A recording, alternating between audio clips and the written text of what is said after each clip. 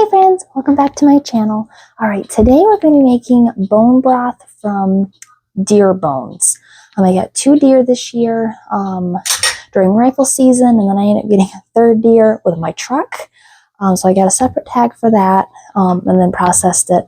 So I've got about 3 deer worth of meat and bones to process. I'm making a lot of deer stew and then canning a lot of that. Same thing with the heart. I ate quite a bit of that, but ended up cutting a bunch of it up and putting that into the stew as well and canning it. And I'll show you what that looks like. It's very pretty. It's got the different beans and stuff in it. So I made a bunch of deer meat stew, and then now I'm doing the deer bone broth, which is like my favorite thing to use for any soups or really any dishes. I feel like out of all the things that I can, bone broth seems to be one of the biggest things that I use the most of, along with, I would say, like canned tomatoes and canned beans and whatnot. But definitely the bone broth is probably one of the top things that I use the most of. So I want to make a lot of bone broth this year to get me through for the year. Here's here's part of the leg from the deer. So I just use like a bone saw and cut them up to fit in your slow cooker. I have different ones. I don't know if you could see, I have a little one there. I actually haven't used that one yet because it's almost, I'd have to cut up a lot smaller to fit in there. But I also have a longer one, and then my Instapot pressure cooker. And I will say, first time using the pressure cooker to make bone broth, and I like the slow cooker better. I feel like the broth looks better. It's more richer. I'll show you a picture real quick between the two. So this is with the slow cooker, and this is with the pressure cooker. And I don't know, it's just a big difference between, I guess looking here, it doesn't look, but it's a big difference. This is a lot lighter and more pale, and this is a lot like darker and richer. So I feel like I would use it again just because I need all the cookers I can because I have a lot of bones to get through and cook down. But the slow cooker, the longer slow cookers, I would say is my favorite. If I had my pick to purchase more like garage sales and thrift stores, I would pick up more like that to cook the bones down, because I think the bone broth looks better and you can hold longer bones versus the round ones. You really have to cut them up smaller so they fit in there. You chop them up so they'll fit into your slow cooker. You put them in. These guys are already breaking down. They're hot, so I don't want to touch them. They're already breaking down. So they're obviously before they were, I don't know if you could see them. They were full bones. That's toasty. So you just put the full bones in there. Don't worry about if it's got meat on it, fat, anything like that.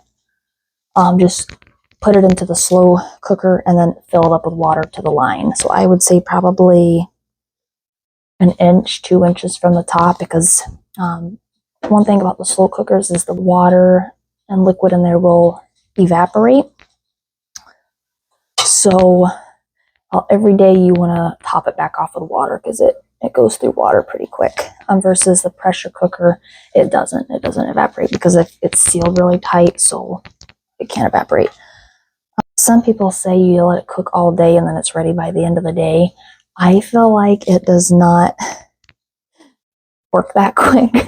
Like, I'll start mine in the morning, and usually by the next day, mid-afternoon, evening, I feel like it's ready. I feel like it's a nice rich color. Otherwise it's still, I don't think it's broke down enough to really be ready to can. So fast forward, I've got the bones in there. I filled it up with water. It's been sitting for at least 24 hours. I would say about a day and a half, 2 days. And now what I do is I have a little measuring cup with a handle, and I have get this over here. My kitchen is a mess, by the way. I apologize in advance. I am in the middle of remodeling my kitchen. I decided, oh, before I ready to go to Florida, let me go ahead and start doing some construction work and remodeling on my kitchen. Fantastic idea. No, not really. And then plus I'm trying to get all my canning done before I head to Florida to work on fixing up that property. So I've been trying to get through all my canning before I leave, and I've just been canning like a mad person, like every evening after work and then on the weekends. So I've got canning jars everywhere. I've got lids everywhere. I've got like this, there's stuff everywhere, and it's so I hope you guys don't mind that the counters are full of stuff. It's a very working kitchen. All right, so got a little colander. I put it here.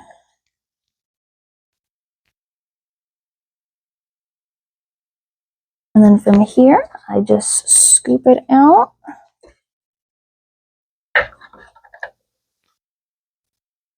Until it's about 3/4 of the way full.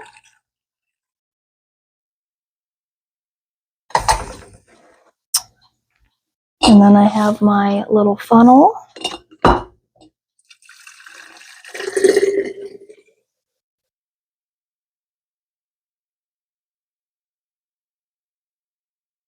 And I fill it about this far from the top, right where the neck starts to curve in. Right where the neck starts to curve in is where you're going to want to stop, so that way it has room to expand. And then we just repeat.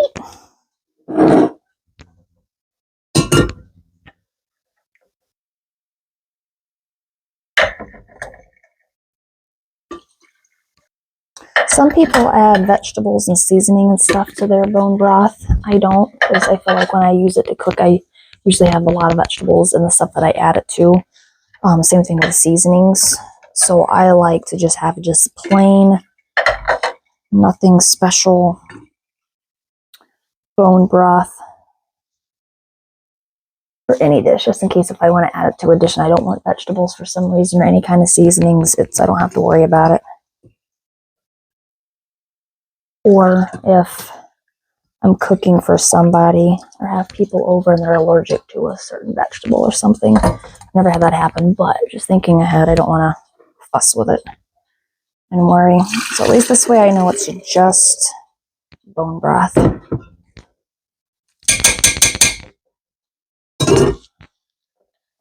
I would say I could probably get 1 or 2 more batches. I've been canning off this batch for a little over a week now.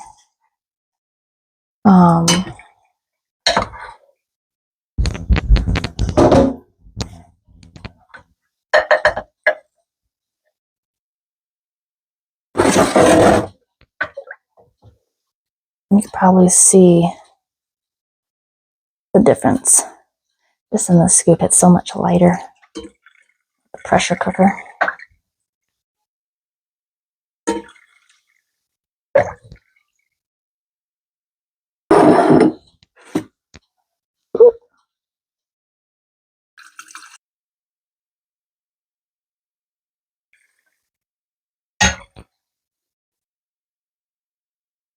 And another thing too, is keep an eye out at like yard sales and thrift stores for slow cookers. I got actually this Instapot pressure cooker at a yard sale, I think for like 40 bucks. And then I got all my slow cookers at thrift stores and yard sales for like $5 a piece.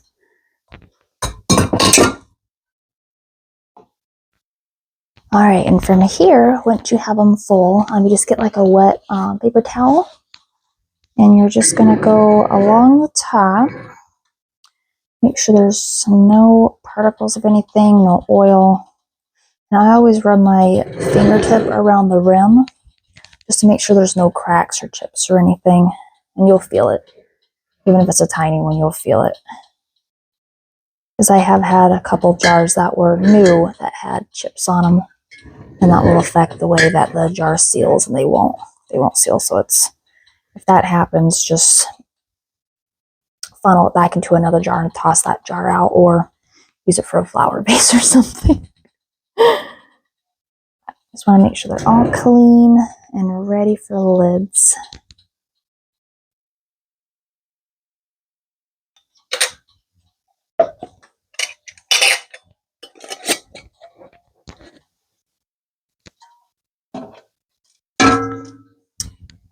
And then prior to this, because the broth in here is really hot and the jars are going to be really hot from the broth, I filled the canner up about this much with water. So I would say a good inch, 2 inches worth of water at the bottom. And I have had the stove on medium high for about 20 minutes prior to this. So the water in the canner is hopefully about the same temperature as your jars and broth when you put it in there. You do not want to shock the jars. I have done that when I was... I've done that a couple of times when I was canning a bunch of organic carrots. That was very devastating. You would open up your canner and all the bottoms of the jars are like a clean cut and the tops just completely come off the bottoms and you have carrots all over the place. It's like the most depressingest thing when you go. Like the whole process of it's just really sad. One, to waste because you don't dare eat it in case there is any glass pieces in there. So it's sad for the work that you put into it, and it's also really sad for the waste. So it's like, so biggest word of advice I would give that is don't shock the jars. Try to keep everything the same temperature when it's going in there. So if the jars are hot, make sure the water's hot.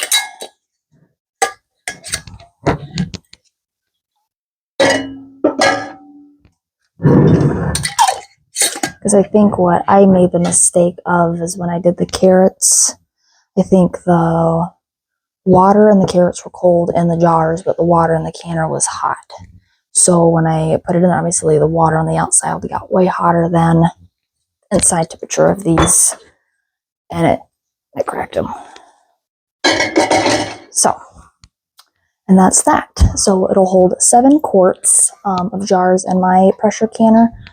You were the bone broth, you want to do 10 pounds for 25 minutes. So let's get started.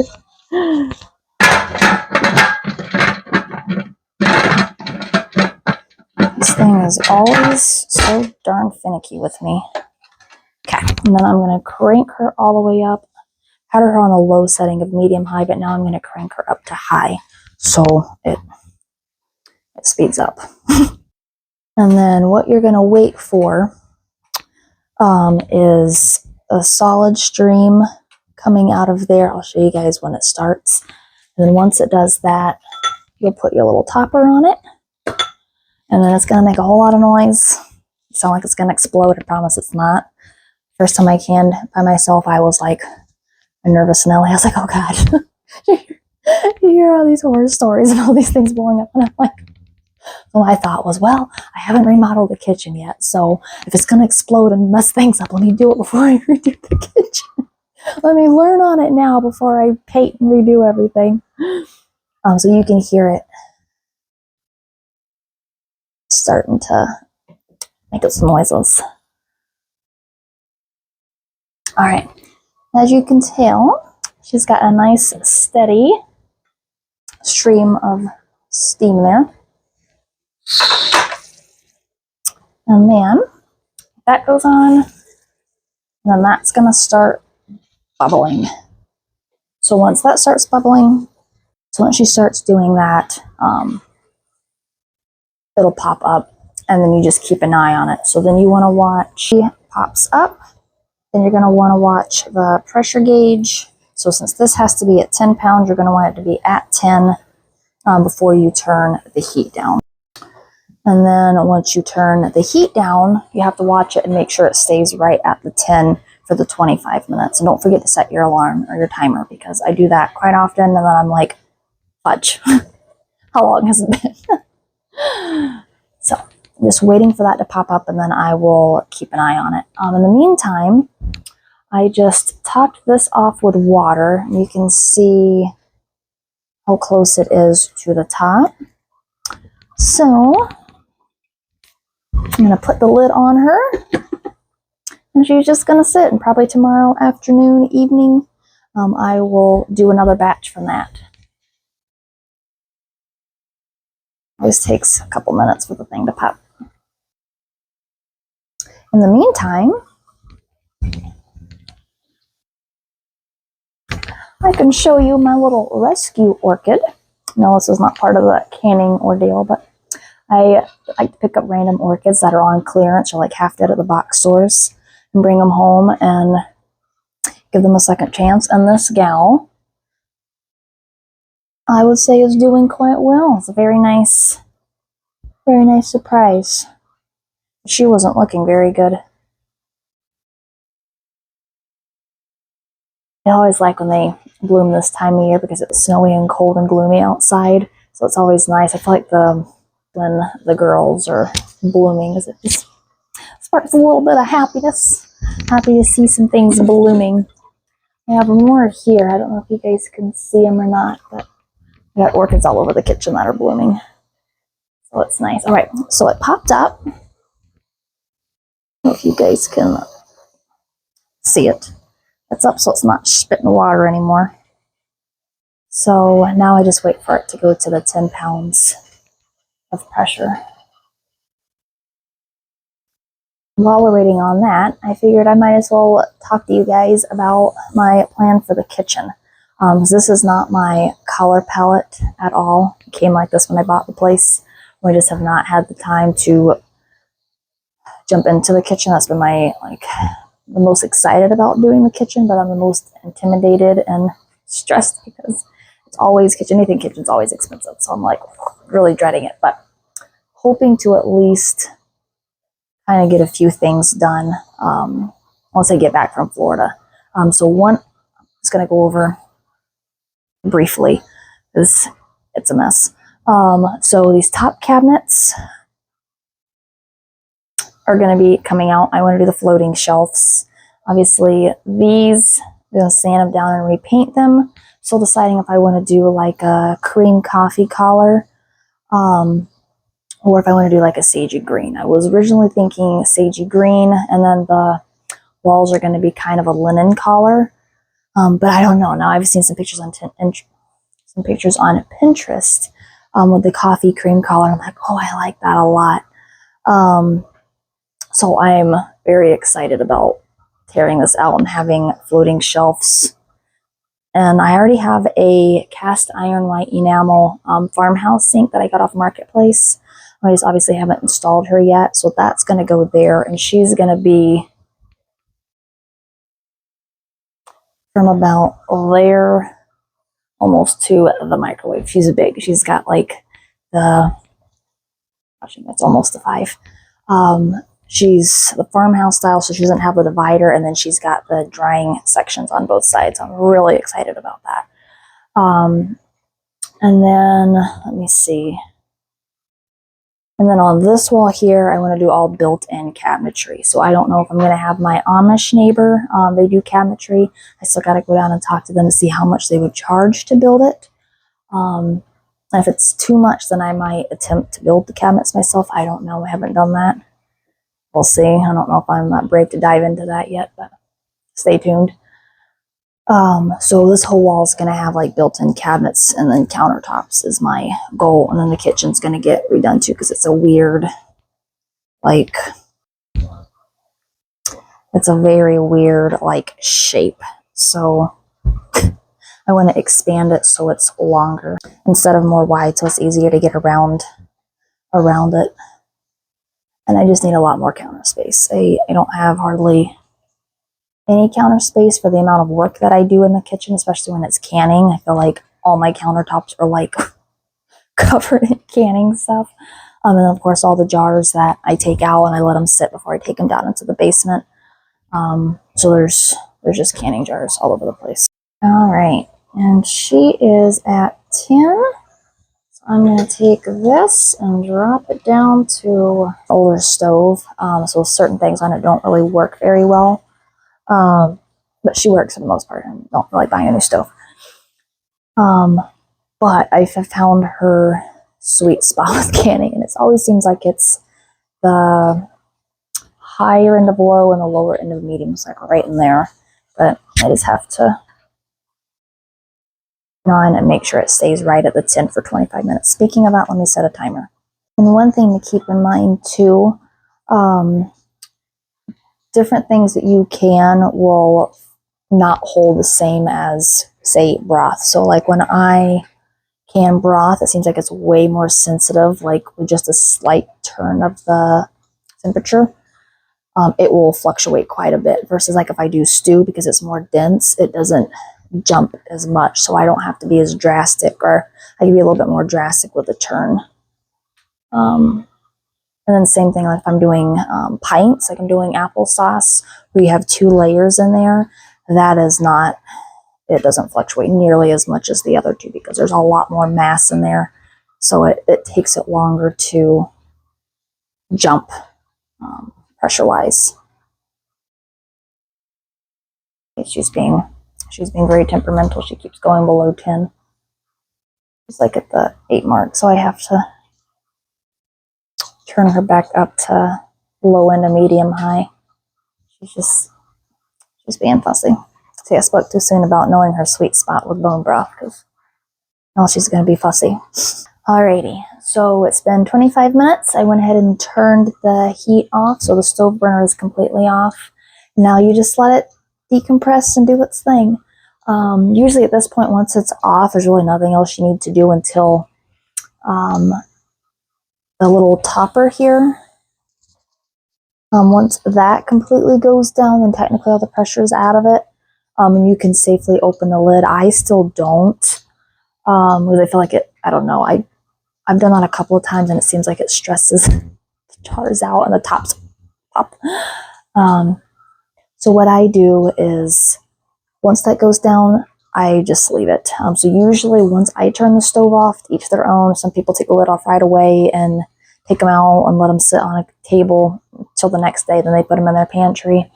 As soon as I turn the stove off, I just walk away from the stove. Usually I have a list a mile long of things I need to get done.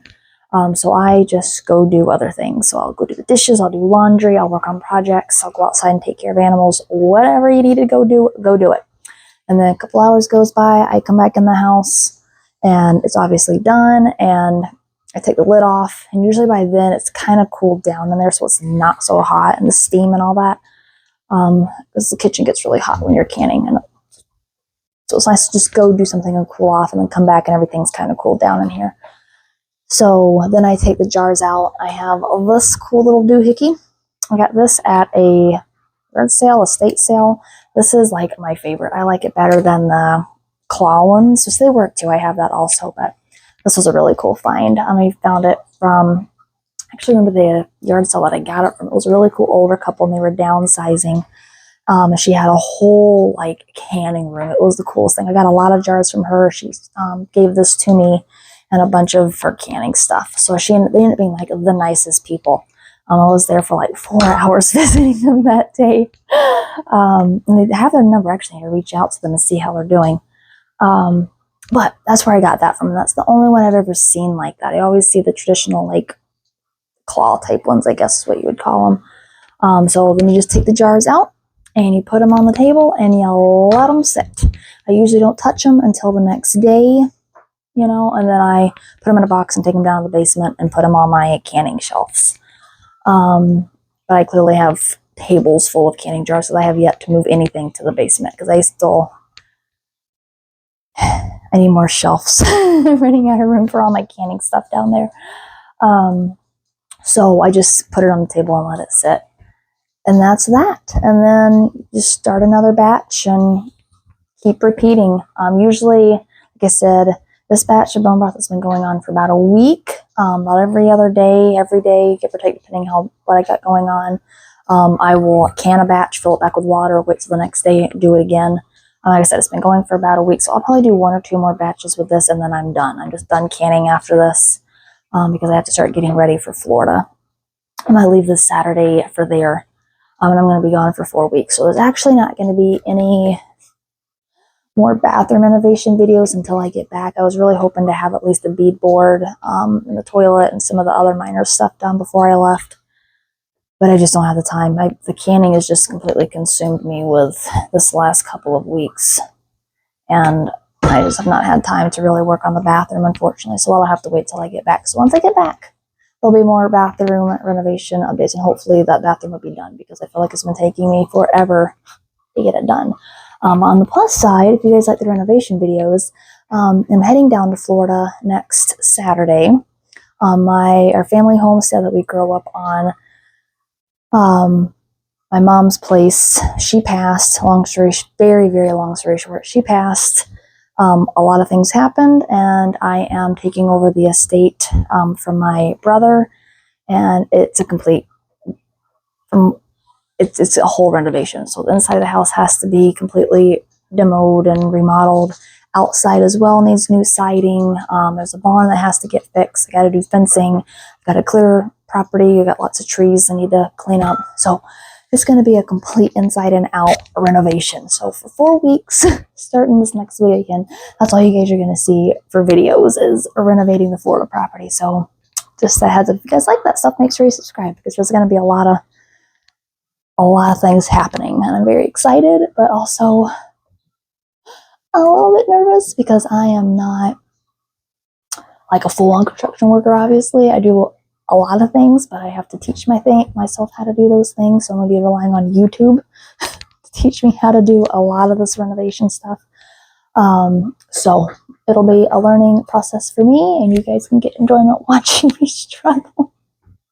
So I'm hoping you guys enjoy that. I'm just looking forward to it. I'm very much looking forward to getting the place fixed back up to how it used to be. So make sure you stay tuned. And then as far as the canning goes, everyone cans completely different. To each their own. Everyone has their own way of canning. This is how I can. At least it's worked for me. If you have any questions, let me know. I'm more than happy to help you guys. Like I said, I'm really pretty new at canning. I've only been canning for about a year and a half-ish.